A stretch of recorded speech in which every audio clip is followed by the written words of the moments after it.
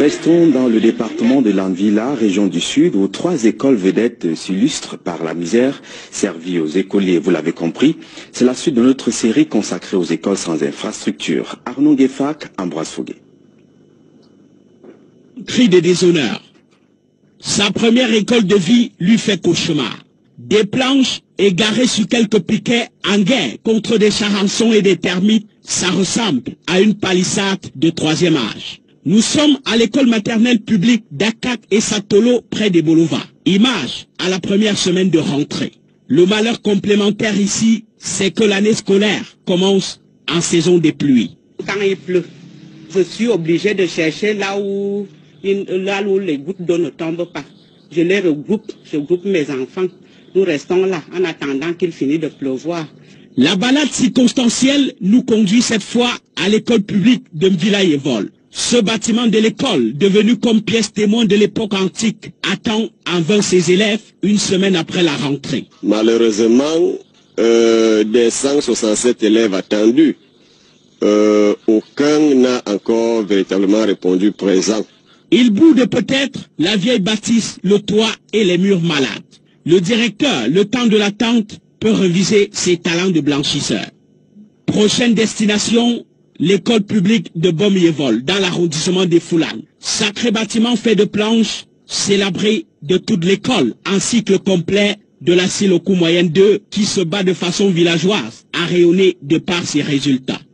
Nous avons présenté au certificat d'études primaires 14 candidats et nous avons eu également les 14 ont tous réussi. Donc on a eu un pourcentage de 100%. Mais là, c'est la cohabitation avec les reptiles dangereux. La visite des serpents est devenue comme un fait quotidien. En une semaine de classe, déjà 2 surprises effroyables. Une pluie nous a surpris et nous étions obligés de regrouper les enfants dans un coin de la salle de classe et subitement, un gros serpent est sorti des briques de terre. Ce matin encore, nous, pendant qu'on est en train d'exécuter l'hymne national, voilà un gros serpent qui sort encore de la brousse. Et les enfants troublés se sont mis dans l'embarras. Voilà le bâton avec lequel le maire a tué le serpent hier. Vous venez comme ça de voir les conditions dans lesquelles certains enseignants au Cameroun travaillent. Beaucoup n'ont pas de salaire. Du moins, ils sont affectés. Beaucoup sont affectés dans les villages. Ils travaillent sans salaire. Ils doivent suivre le dossier à Yaoundé. Donc, ils sortent de formation. On l'envoie dans un village. Dans ce village, il n'a pas de salaire. Il doit constamment venir à Yaoundé suivre son dossier. Il y a même aussi des enseignants qui travaillent. Ils n'ont pas d'avancement depuis des dizaines d'années. Ils travaillent, il n'y a pas d'avancement. Pas d'avancement. Et les gars travaillent toujours par passion. On a vu un enseignant qui a risqué sa vie pour protéger les enfants en allant tuer un serpent. Un serpent mis en classe, l'enseignant va, il risque sa vie, il tue le serpent. Aujourd'hui, ces enseignants veulent seulement qu'on puisse les écouter. Les enseignants ont beaucoup supporté. Nous aider, gars. Il faut nous aider, gars. Non. Les gars sont en mode OTS. Pendant que nous on est en train de souffrir ici, là, on a quand même dépensé 3 000 milliards pour faire la canne. Et il y a les lignes 94 et les lignes 66. On ne sait pas ce que les gens font avec mon frère. Nous-mêmes, on aime ce qui est bon. Comment? On entre devant les élèves avec les chaussures non cirées, les pantalons froissés. Vous croyez que qui n'aime pas ce qui est bien, gars? Je te dis.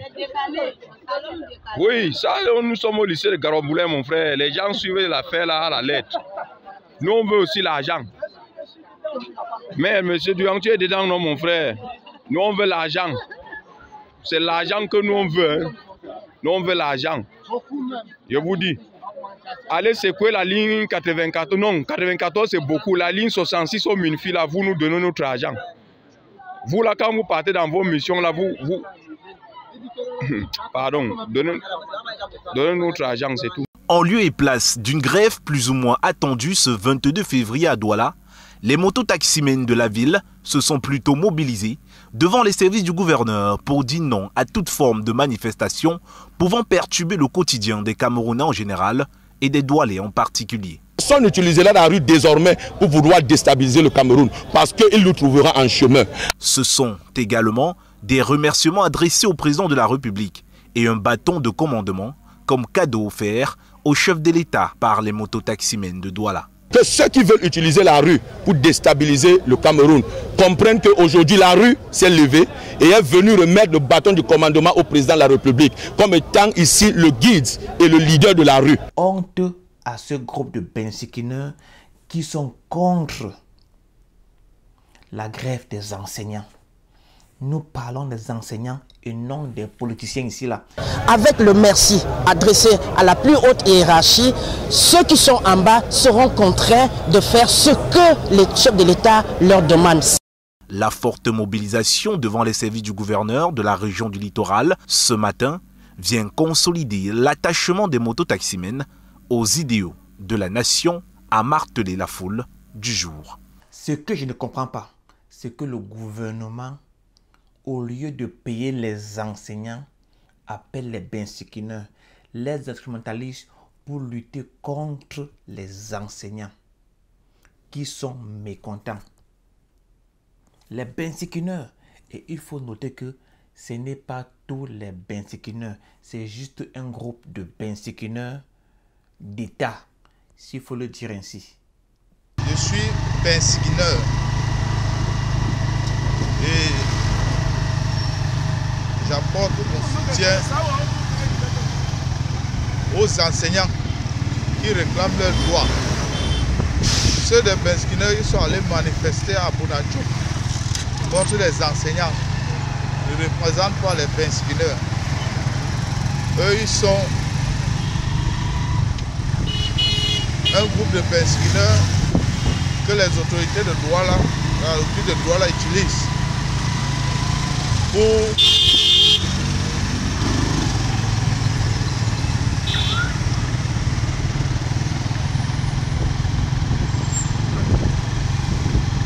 salir l'image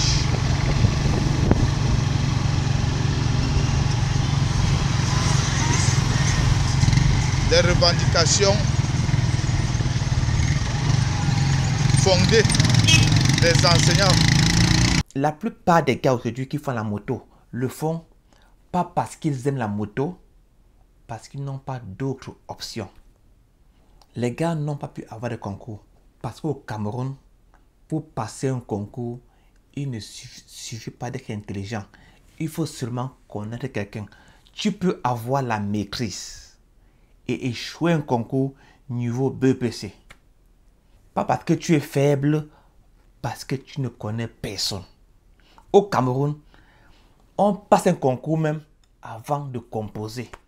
Mais ces gars font la moto, ils viennent dire merci au président. Au lieu que ces mecs supportent les enseignants. Vous vous rappelez cette demande de la manifestation des militants du MSC. Les bensikineurs, ceux-là, sont sortis pour aller dire que ils se désolidarisent de la marche du MSC. Ensuite, voilà le tour arrivé des enseignants. Ces mêmes bensikineurs, puisqu'il s'agit d'eux,